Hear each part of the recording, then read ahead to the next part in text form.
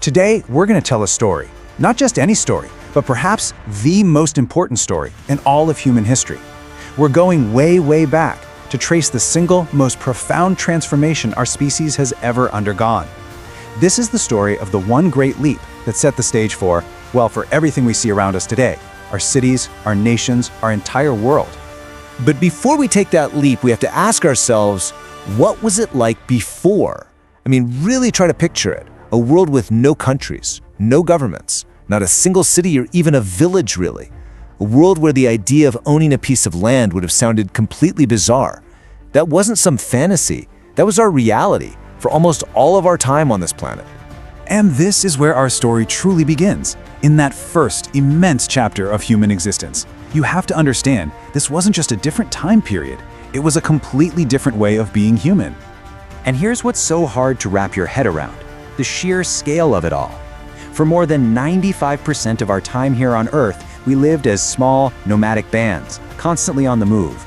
Everything we think of as civilization, agriculture, cities, states, that's all crammed into that tiny, tiny sliver at the very end. It's an incredibly recent experiment in the grand scheme of things. So what happened? What was it? What was that one single spark that completely altered our destiny? Well, it was the moment we stopped simply living on the Earth and started to shape it to our will. The moment we began to tame it. We call this spark the Neolithic Revolution. It kicked off about 12,000 years ago, but it wasn't just about figuring out how to plant seeds. No, it was a fundamental redesign of our entire relationship with nature. For the first time ever, instead of chasing our food, we learned how to make our food come to us. And that changed everything.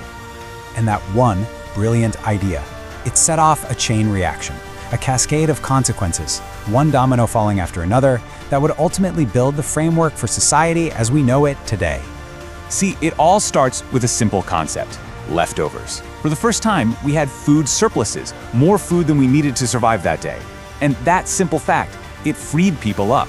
Suddenly, not everyone had to spend their day finding food. You could become a potter, a builder, a priest. This is what we call labor specialization. And of course, the moment you have different jobs, you start to have different levels of status. You get social hierarchies. The very first seeds of social class were sown right there in those first fields. But this new way of life, well, it came with a price. It was a trade-off. It created incredible new opportunities, for sure, but it also created brand new problems. Problems of power, and for the first time, problems of defense. As people began to stay in one place, these little settlements grew, and they grew into the world's very first towns and cities. They became these incredible hubs of trade, of innovation. But think about it. If you want to build a massive defensive wall or a grand temple, you need someone to organize it all. You need coordination. You need authority. You need leaders. And this just created two completely different worlds. In the old nomadic life, resources were mostly shared, conflict was usually small scale. But in this new, settled world, you suddenly had the concept of private property. This is my field. This is my storage of grain. And with that wealth, that stuff you have to protect, came a brand new and very urgent problem: warfare. Not just skirmishes, but organized, planned warfare. All of these pieces, the extra food, the different jobs, the powerful leaders, the need for defense, they were all pushing humanity towards one final, ultimate outcome: the last stage of this incredible leap. To manage these larger, much more complex societies, we had to invent a whole new set of tools. Not tools made of stone or wood, but tools of governance. You had kings and priests to lead, scribes to keep records.